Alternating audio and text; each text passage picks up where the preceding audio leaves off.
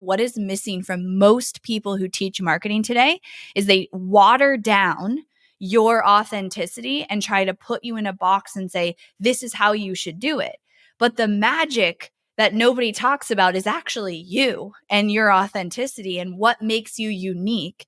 And there are things that make me unique, that make you unique, that the more we can amplify that in our marketing, the better it's going to do. The more successful it's going to be, the more it's going to stand out. And if you go, I guarantee if you look at anybody successful today that you look up to, they're doing that either with or without realizing. Today, I'm very excited to be joined by Emily Hirsh. If you don't know who Emily is, she's a digital marketing strategist. She's the founder of Embodied Marketing, an agency that helps entrepreneurs design custom strategies to generate more leads and sales. She's also the host of the Embodied Marketing podcast, and her course is called Expand, and it helps marketers create successful marketing strategies. Emily, welcome to the show today. How you doing? Thanks. Thank you for having me. Super exciting to have you back.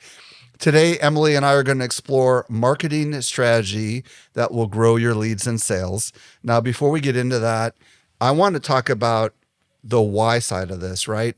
So many people listening to this podcast are about tactics and doing things, and maybe not everybody thinks strategically the way you think. So why is having a really clear strategy so important as we go into 2025 and beyond? Yeah, I think having a strategy is one of the most important things for a business. And I think a lot of times entrepreneurs think they have a strategy.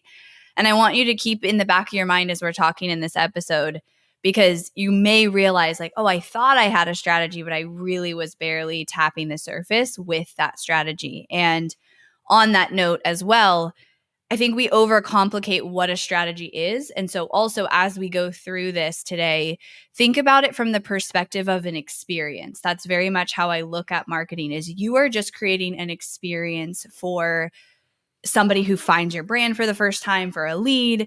And that ultimately is your strategy. It's not this like overcomplicated, I'm going to trick people, I'm going to hack this, and I'm going to send them there. But it's an intentional way that you are going to take someone from not knowing who you are to becoming a lead and then becoming a sale, put in simple terms. And every single business needs that. And the more clear you can get on what your strategy is, the more clear you're going to be on what you should be doing. And I think 90% of entrepreneurs I talk to and business owners or people in marketing are saying, I feel like I'm throwing spaghetti at the wall. I feel like I'm trying all these things and I it's scattered, it's non-existent. And so we're going to solve that today. But the most important thing is to have a strategy because you need leads and sales. And also, if you have a clear strategy, you're not going to be overwhelmed and wondering what you should be doing. Without getting into the details of what we're going to talk about today, if people were to follow the process and the strategy that we're going to outline today, what is the outcome that they could achieve? You'll have a marketing strategy, a clear marketing strategy that's not a templated like everybody do a webinar, everybody do this. And that's super important to me because every one of your businesses is unique. You sell a unique offer, you have a unique experience, unique wisdom and a background and unique ideal customers, unique industries. And so by the end of this, you'll have the clarity on how to create a custom marketing strategy for your business that's going to generate leads and sales. And when this is done right, the real thing everybody wants is more qualified leads and more sales. And I also am a strategist, although I don't exercise that gene, if you will, as much as I would like. But the good news about a strategy is it can be timeless. Would you agree with this? Like if things change, the strategy, you just change some of the parts of the strategy, right? You don't freak out when one algorithm does this or one platform does this. The reality is that your strategy should be able to stand the test of time.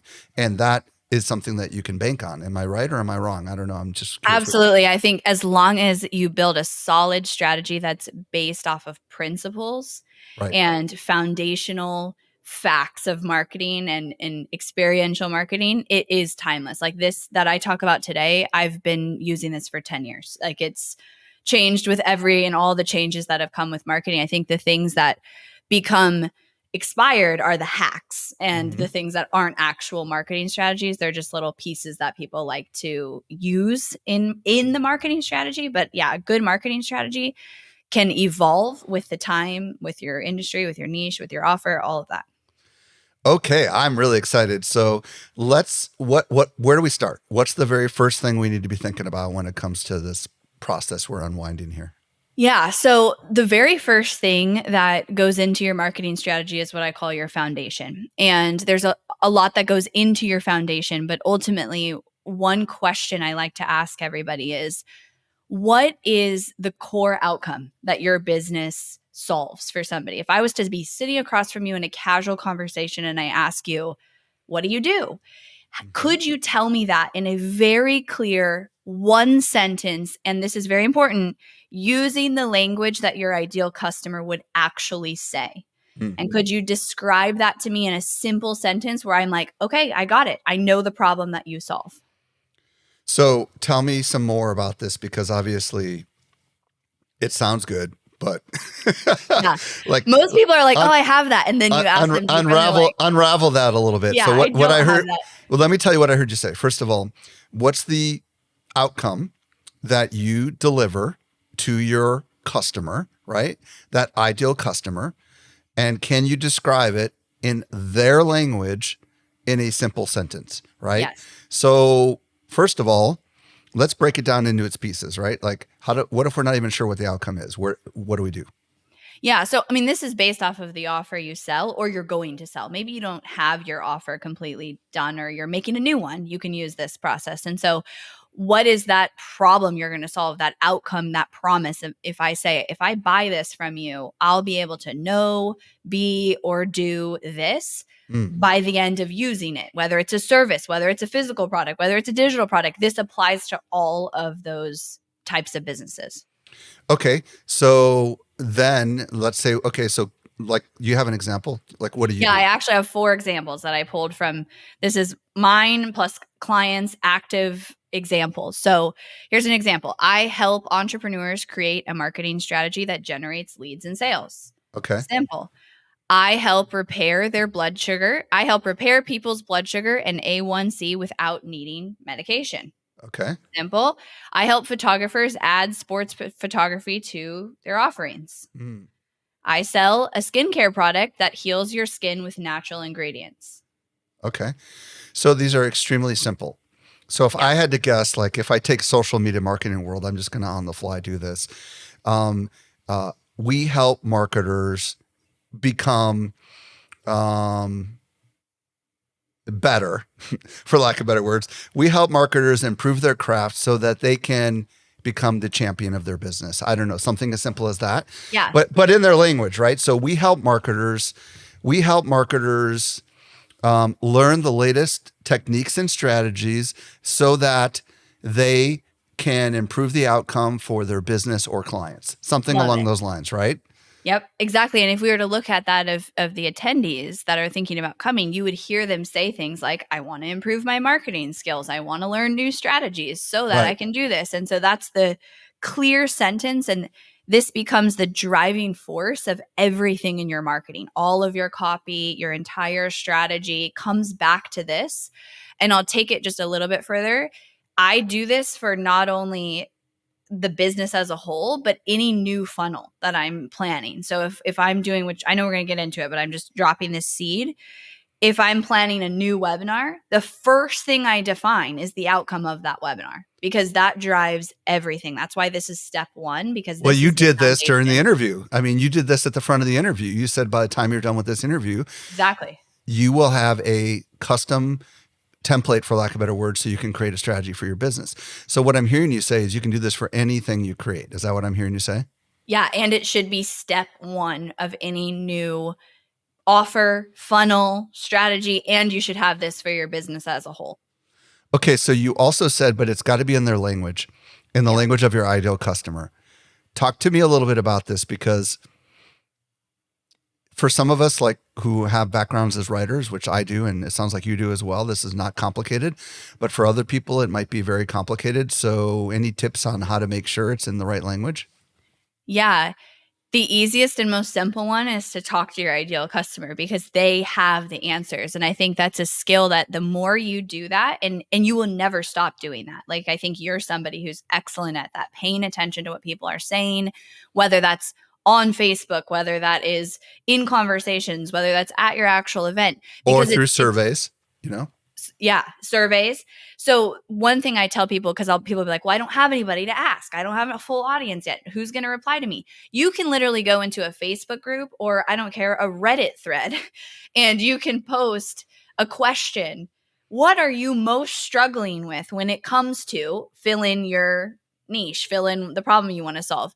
Or if I could wave a magic wand and fix your problems with your business, tell me what that would look like, and then just let them talk. People actually love to talk about their problems, about what they want, and share and give insight. It gives them value.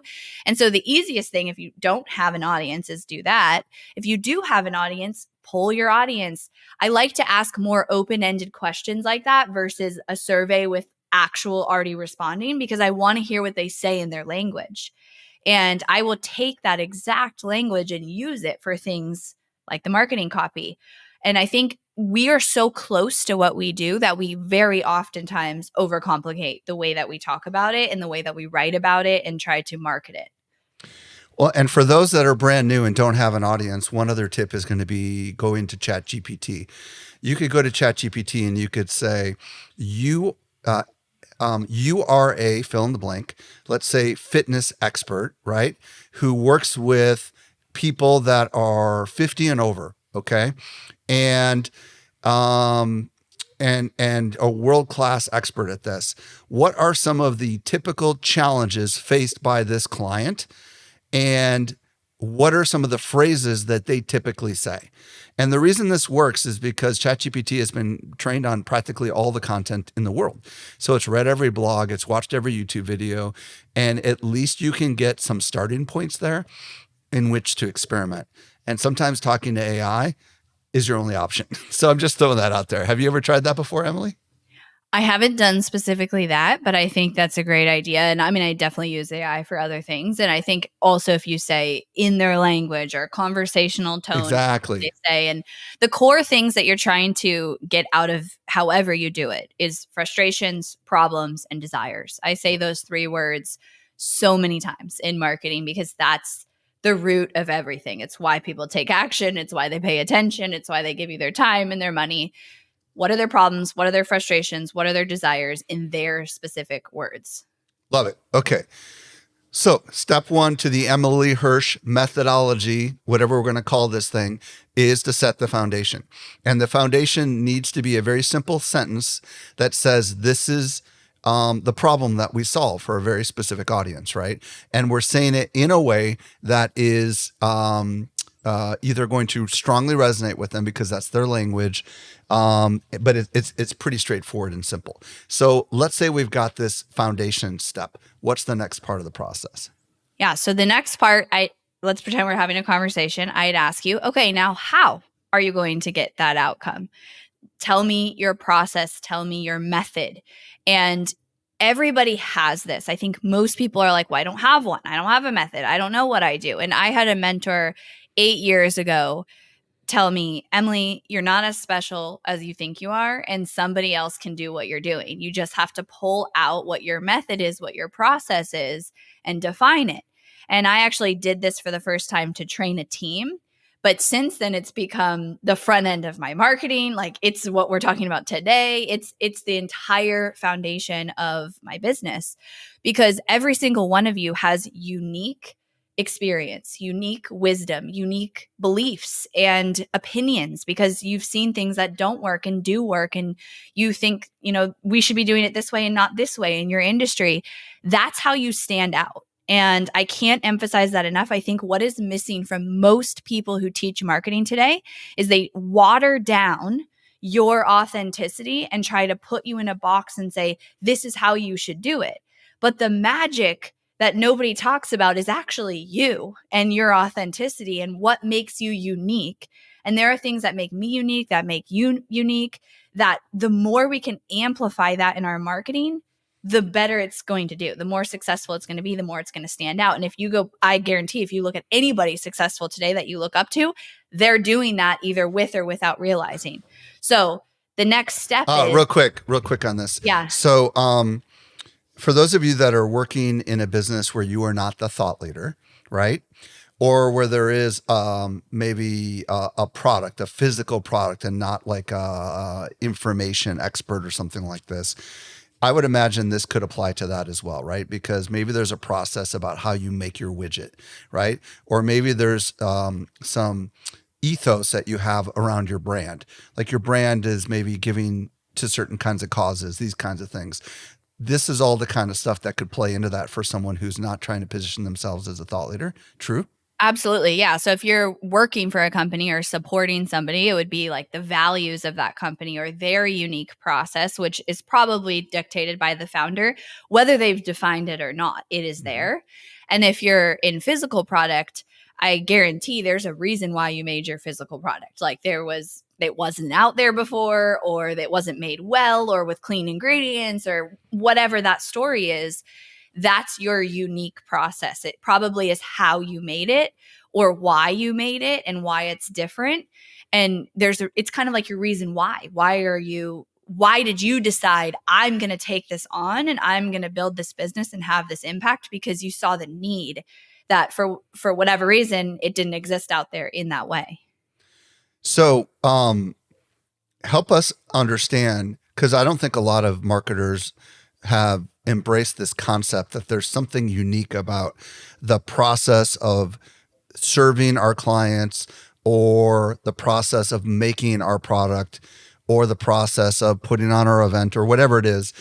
Help people understand like how in the world they can, for lack of better words, get the process out of out of, because maybe they're blind to it. You know, you understand what I'm asking? Like, how do Yeah. we even reverse engineer what the process is? Yeah, and I think most people, it is very challenging at first to get it out. So that's really normal if you're like, I have no idea what the process is or what this should be. I think the best way to do it is try to explain it to someone. Like actually explain to someone, this is how I get the result, or this is why my physical product is better than the other offers out there on the market.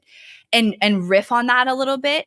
Maybe record it and put it in Chat GPT and tell it to make you a process. You There absolutely you can do go. that. Because what will come out of that is actual like core values and core components of what you do and how that's the foundation of what you do. I'm sure if we even go to your example of your event, if we look at, okay, how do you get those results for entrepreneurs? There's unique things that you do in putting on the event and putting on the experience that is your process.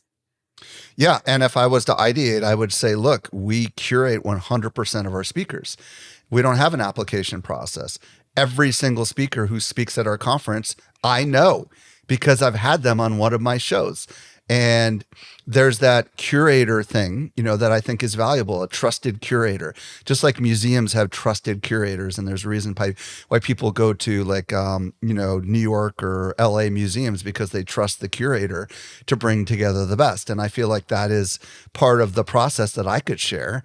And I think that's a story that people could wrap their head around because they've been to events where there is no trusted curator and it's like ridiculous and they end up walking out of rooms, that kind of thing. Is that the kind of stuff you're talking about? I don't know. Yeah. Yeah. I think like that would be one of your steps or one of your core components of the event. And another would probably be all of the options that you have. You can kind of build your own experience within based on what you're interested in. That's very unique, you know, Right. compared to other events. Everybody sits in the same room and you watch every speaker. Yeah. So those type of things is like, okay, I want to go to that event because of those things. What about you? Yeah, well, we're talking about my process right now, but what I would say is so I have a service, right? And so when someone asks me, okay, how do you get that result? I talk about the process when we work with clients. So I say, okay, the first thing we do is we develop your marketing strategy. We build the foundation, we map out the funnel, we map out the emails, then we build it. And I talk about the core components of the copy and the messaging within building it. And then we execute it. And when we're executing it, we're tracking all the way through the funnel and every single step. So for me, because I'm a service, I talk about the process that we use when we deliver for clients. But that translates over, and as we get into this, you'll see it translates over into my marketing, because that's how I sell coming into my service. So, okay, there's some people listening that are saying, well, isn't marketing about talking about the client and not talking about the customer, not talking about us? I hear a lot of we in there. Do you want to address some mindset challenges there that people have about talking about themselves, and maybe, talk to me a little bit about that? Yeah, absolutely. So I believe that my process is what somebody needs to be successful. And it's not actually about me. It's just what I have spent years developing and refining and improving and implementing to get results. So it actually has nothing to do with you. It is your proven however many years or hours that have gone into creating this way to get the result. So it is all about them. And it's saying, I'm going to shortcut you having to go weed through a bunch of content and books and courses and all these things. And I'm just going to give you the exact method to get to your result in the fastest way possible. I love that. Especially, and I think it'll become clear as we begin going through the rest of this. So first of all, we need this foundation. And the foundation is really, what is this outcome that you're solving for a particular audience in their language? And then we also need to identify this unique process. Now, just before we move on, how complicated does this process need to be before we move on? Like, is it simple? Is it meant to be simple, or is it meant to be complicated? The process, our unique process. Simple, because you need to be able to explain it to somebody. So if you need to be able to explain it to somebody in a conversation where they could literally go, okay, I understand the problem you solve, and I understand how you solve that problem. Okay. Got it. All right. So all this stuff sounds like it's foundational for what we're about to talk about next, right? So let's talk about actually building the strategy. Where do we go with this information that we've accumulated here? Yeah. So every single marketing strategy, no matter what type of business you have, has 3 components to it. And I always say I boil marketing down in the most simplest form, which is build an audience, generate leads, convert the leads in the audience. Everything you do, from organic social media to paid ads to building funnels to email marketing, fits in one of those categories. And so whenever I create a marketing strategy, it needs all 3 of those components working together to achieve sales. And usually sales is actually very easy when you have the audience and the leads happening before the sale. So let's start with audience building, and let's spend some time on that. What do we do on the audience building side with this foundational stuff that we've already crafted? Yeah. So first, audience building, the way that I define that, because I know people may use different terms, that is anything that is content. That's anything that is being used to attract brand awareness, visibility, are all words that would be kind of fit in that category. And you're not asking for name and email. You're not asking for the sale. This is where you are just building that value. And that could look like social media posts. That could look like you have a podcast. A strategy that I teach, I call visibility ads. And basically, it's taking a small percentage of your monthly budget, let's say 5%, and actually putting a little bit of ad spend behind content. Because in my opinion, I like my time. And so I use ads to buy that back. And if I spend a little bit of money and I promote a podcast episode, I'm going to get thousands more people to see that than if I just posted it on social media.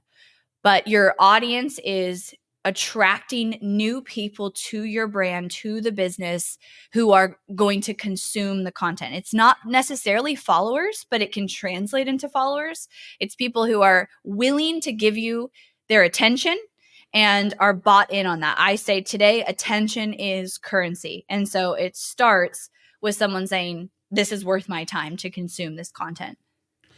Okay, we're going to get back to this visibility ad thing, but first I want to ask, what kinds of content are we talking about here? Because we've kind of built this foundation stuff, and I think this plays into it. I just want to connect the dots here. Like how, and when I say what kinds of content, I don't mean like social posts versus podcasts. I mean the substance of the content. Does that make sense? Yes. Yeah, absolutely. That's definitely where we need to go next. So you've done the foundation work. on your core promise, on how you get there, on the problems, the frustrations, the desire, that should drive your content creation. So an easy way could be, let's say you make a list in this foundation work of all the problems that your ideal customer talks about in their language. Well, every one of those is multiple video ideas or podcast topics or things that you can talk about. And so all of the content that you create needs to be directly connected to those things we defined from your ideal customer, the outcome that they want. It can talk about your process in different ways. You could do it high level, the whole thing. You could do a piece of it. You could do why one part is super important because, and nobody else has it or nobody else is talking about this. So you said this earlier of like marketing is about the person that you're marketing to and not you. That's definitely true. And that is true in content as well. You are using your expertise and your unique process and what you solve as a business and your values and all of those things to actually impact your content. And then one other thing I want to say is I always tell people, align your content with what you are excited to talk about or you are excited to create or you're naturally good at. And that kind of brings back to like your unique, authentic edge.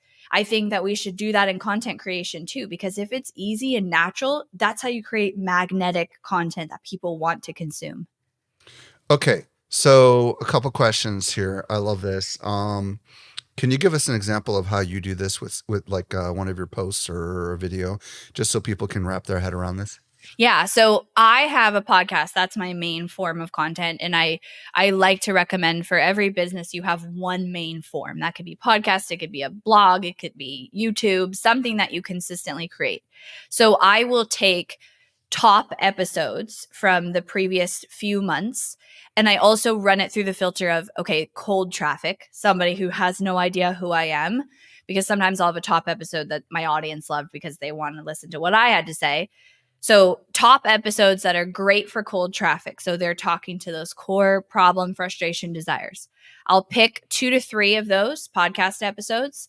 I'll record a quick face to camera video saying, I recorded this podcast episode. Here's the result. Here's the outcome of the episode if you listen to it. And then I'll turn that into an ad. And I'll spend probably $10 a day, not very much on these visibility ads, promoting that and getting every single day. I run these 365 days a year traffic to my podcast. And what I can do with that traffic is one, it turns into downloads, but two, I actually run it to my website page because I don't want to run it to Apple or Spotify. They're pixeled, and now I have an audience of all the people who went to that page that I can use for retargeting. I can use for lookalike audiences. So all of my clients, this is a strategy. E-commerce too. We might put the product in the visibility ad, but it's focused on that content, that attraction. Okay. First of all, love this. So are you, a couple quick technical questions on the podcast side of things? Are you doing audio and video? I do audio right now, but I'm going to do both. I'm just lazy. Okay. So right now your podcast is on Spotify and Apple Podcasts, ... So you have a landing page that you've created, which is just for the podcast, right? And it probably has a player embedded with the latest episodes on there or something like that, right? Yep. And in your ad, or do you have a page for each episode? We have a page for each episode on our website. And so I will run it to that because my call to action is the specific episode. Okay. And so we'll run it to that page with that episode. And is that page an article version of the episode, or does it have the player at the top? I'm just curious how the player, it has the links to Spotify, Apple, the different players, and then it has the transcript. Okay. So are you, so you're creating a video ad, and where are you publishing these video ads typically? So we run them as ads. So I put them in the ads. They're not social media posts. I also do posts for my podcast. But which platforms is what I'm asking? Right now, Facebook and Instagram. Yeah. Or Meta. Okay. And how successful are ads that are promoting podcasts? I'm just curious. Does that really work? Yeah, it absolutely works. You can't track perfectly the downloads because that just like they don't have the ability, the software to go from Facebook to the page to download on, Libsyn, wherever you run your podcast. Mm-hmm. But I see an increase in downloads, whether if we're running or not running visibility ads. but also some of my top converting audiences when we get to, okay, we're running a webinar or lead generation, are those podcast audiences, people who have gone to that web page to view the podcast. I also use that for the lookalike audiences. So saying, okay, all these people in the last month who went to this page, I want a million more, just like that. Have you figured out what the cost per whatever is? Is it pretty costly to do something like this? The No, CPA I don't have the cost per or download. cost per click, maybe? Yeah, so I run it, cost per click is like 30 cents to get Oh, someone okay. to the page. That's like a good, I mean, I have clients who get lower, but in the B2B space where I am, that's about what we pay. Sweet. Okay, let's talk about the organic stuff. Do you also create similar posts organically, or what do you do if you don't have the budget, you know what I mean, to advertise? Yeah. Yeah. So I also post about my podcast and have regular social media posts. I choose to primarily go on Instagram and Facebook. I think what social media platform you choose should be based on your business and where your audience is and what type of content that you want to create.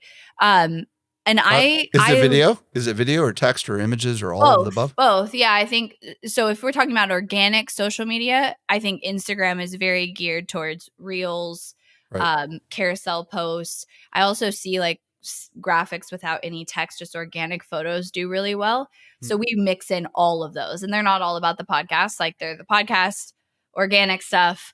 I probably post like 4 to 5 times a week. I'm more of like a paid ads girl because organic takes so much time. So I Yeah. do less organic. And I personally think organic can be a huge time suck without a lot of payoff. Yeah. So I see organic as like a nurture, consistent strategy. And then ads is like a growth strategy. Well, and some people that are listening, this is their job to work organic, so it's not going to be a big problem for them. But you're a CEO and Yeah, you've got a bunch of exactly. jobs that you have to do, right? So, Yeah. okay, cool. Um, so basically, what I'm hearing you say is you should come up with a list, for lack of better words, of all the common problems or challenges that your core audience is dealing with that you solve for, right? And then figure out maybe a Venn diagram with what you're excited to talk about. Like right now, one of the things I'm really excited to talk about is artificial intelligence because I have an AI podcast. We have an AI track at Social Media Marketing World. We're about to announce an AI ticket to Social Media Marketing World. So there's a lot of cool stuff that we're working on that frontier. So I'm very excited about it. I'm dabbling with it. And for me, obviously my gift is the written word and also the spoken word. So, I'm not a video guy. I'm more of a audio and a written word guy. So what you're saying is like, look at what you're good at and just lean into that. So for me, it's going to be the written word. And for me, it's going to be maybe more audio focused things. For someone else, it might be video. And then just kind of really make sure that this content is strategically dialed in. And you don't need to have a podcast. You could be publishing this stuff organically directly on the social platforms, or it could be YouTube, right? Yeah, exactly. Just having consistency, I think, is the most important thing. And with this strategy, with the audience piece of your strategy, like what is your strategy to grow your audience, and just having that defined is, what type of platform is it? Where are you posting? How often are you posting? What are the core pillars maybe of that content? And that's kind of step one, is like, what is that strategy? I think most people don't even have that defined. And so they start spinning their wheels and like posting everywhere and on all the platforms and thinking like they're so behind and I should have a podcast and YouTube. And that's where the overwhelm comes from. Yeah. And, if people stop listening right now and walk away from the podcast, they will have gotten quote unquote their money's worth, even though this is free, because most people don't have a posting strategy at all. They're just all over the place. They post about all sorts of random things and it's not tied directly to the kinds of things that we're talking about, which is that core audience that you're trying to attract, which I think is brilliant. This is step one of your strategy. What comes next? Yeah. So the next piece is your lead generation. And this is where we get to go back to the foundation and kind of bring that in full circle. I think a lot of people are really random with their lead generation. They know, okay, I need it. And they see people teaching webinars or challenges or slow funnels or whatever it is. But the way that I look at lead generation is as an experience. And how can I create the best experience for a lead to have full clarity and full confidence in my offer, in what I sell? So the way that I love to do that is say, first of all, if we look at lead generation and we say, okay, I'm going to solve a problem for somebody with my lead generation. It's probably the same problem that your business solves and your offer solves, just on a different scale, a different format. And then we solve that problem by showcasing our process or our values or whatever you identified in that second step that we talked about how you get the results. So let me actually share an example of a client because I think this will help. So Yes. one of my clients who helps people repair their blood sugar and A1C with type 2 diabetes without needing medication. She has a core process for how she does that. She believes in fasting, in certain types of foods that they should eat. Like, she's got her core method. Her strategy is a webinar. And guess what she teaches on that webinar? At a high level, she shares her strategy, her process. Because what you're doing is you're getting somebody bought in and going, I need that method. I need that process. And I believe that that process is now going to get me my result. So lead generation and the actual content of your lead generation is very intentional.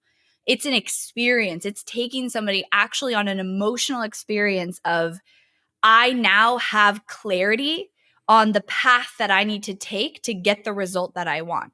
I also have confidence that this method or this process or these steps or these phases, however you want to lay it out, is going to get me there. And what that does is land somebody right when you go to share your offer, fully bought in and like, I need this right now. Okay, so what I've heard said before, and I don't know if you told this or somebody else told me this, but useful but incomplete, right? So talk to me a little bit. Maybe we were talking about that when we were prepping, because some people are like, well, wait a minute. You're telling me that I should give away my process, and my process is my process, and and I charge for that. So how do we do that? You know what I mean? So you're giving it to someone, obviously in an appropriate format that is on a webinar or a challenge or a lead generation. Or and so, ebook, right? Yeah, ebook, PDF download. And so you're not giving them the ability to maybe they could go do it themselves. But the reality is they're not. Like, I always tell people, you could go listen to 600 episodes of my podcast and probably do everything that I do without ever hiring me. But do you have time to do that? No. So I'm more of the method and belief that you want to over deliver on the free, and people will buy for the saved time and speed of the results. So you may be showcasing your process, but you're getting buy-in on your process. And then your program or even your product, your service is now, okay, this is the fast track to getting that result. So you look at it as the lead generation is the what. It's the high level explanation and also valuable. I think people confuse that because they're like, well, if I'm just showcasing my process and my offer, then how is that valuable?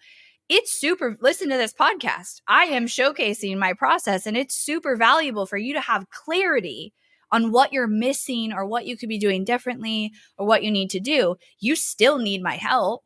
You still are like, great, I don't want to do this. I'm going to be bought in. Let me sign up. Same with your event. When you explain the process and you explain what you talk about, like, you're not giving them everything. Obviously, an event, like, they have to come to the event to get the outcome, but you're showcasing the what and your offer is the how. And you can't solve someone's problem in a 45-minute webinar completely and fully. Your job is give them clarity. Clarity is very valuable for people. Most people are not clear. Otherwise, they would be getting results. Well, and if we're crystal clear about what I do on all of my podcasts, is I give people a taste of what's possible, and many people go out and do it, but there's so much more that they could experience if they had a chance to come and experience Emily live at Social Media Marketing World 2025. And she's going to be teaching on something else while she's there, right? So the idea here is, yes, I am extracting insights from amazing people, and only the best of the best I choose to invite to Social Media Marketing World, but you get a chance to not just hear Emily, but you get a chance to talk to Emily. You get a chance to sit around a table and interact with Emily as she's there for the entire experience, right? And that is really valuable for some people. And there's so much more where that came from, right? And this is the side of it, flipping it back. Anybody who thinks they're giving away too much information, Like I've said this so many times. I wrote a book called Writing White Papers, and then by the day the book came out, I had so much more information. I could have written a second book on writing white papers. And then once I started getting questions from everybody, I realized I could have written a third book. There's just so much more. And what ends up happening is people ended up lining up to want to hire me because yes, they could go ahead and read the book and do it, or they could actually hire me. And then eventually I became the world's leading expert on this thing because that was the perception of the world. So I'm a big believer that give as much away for free as possible. Yeah. And like you said, it's about creating clarity and confidence. You want people to feel very confident that you are the one. And it's not everyone who's going to get that lead thing that's going to want to do business with you. It's just the few, but you don't need a lot to be successful, right? Right. Yeah, it's all about building that trust and creating that through an experience. And I think also realizing whatever you choose, like maybe I'll give a few examples of the lead generation. So, for example, if you have your process, you could take that and that could be the outline of your webinar. I've also done it where I do a free challenge and I actually teach someone how to do step one. So, for example, I have a free challenge where I teach someone how to launch a visibility ad. And they're like so excited. They launched an ad, they got it live, they see the process. Then on the final day, I teach them what the next steps are that they need to be successful. Now they're fully bought in. They're super excited. They launched their visibility ads. They know they need all these other pieces, and they're exactly where I want them to be when it comes time for my offer. So, whatever you choose, there's actually a lot of intention that goes into that experience because in order to make it an experience that isn't overwhelming, that isn't confusing, that isn't like a fire hose of information, you have to teach it in steps. You have to actually boil it down to how do I get this clearly communicated, which is super valuable for someone. If I was to be like, let me, teach you everything that we do for clients, you'd be so overwhelmed. That's actually not valuable, but I give you the high level, the what, so that you're bought in enough. Okay, so step one of the strategy is to build this audience in some way, shape, or form. Step two is to generate a lead. What's the next part? Yeah, so the final step is your conversion, is converting the leads, converting your audience to sales. And this really is easy when you have the other two steps in place. I think that building a warm audience and building a list is the biggest asset every single business could ever have. You will always be okay as long as you continue to serve them.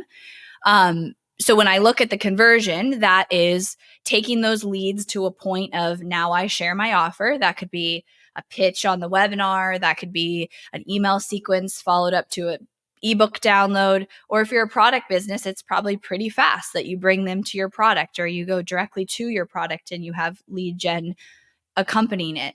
And I was sharing in this our pre-conversation that there was a study done by this e-commerce company. They spent like $1 million on this study, and I've always found it so fascinating.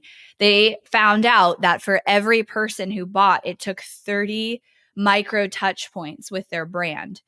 And a micro touch point could be you see my email in your inbox and you don't open it, but you just saw my name for a microsecond. You're scrolling Instagram and you see my ad. You don't even click on it. You don't even stop to read it, but you see it. And if you think about it, the brands that you buy from, you probably did have 30 plus micro touch points. And so that comes from consistency. It comes from having that well-rounded strategy.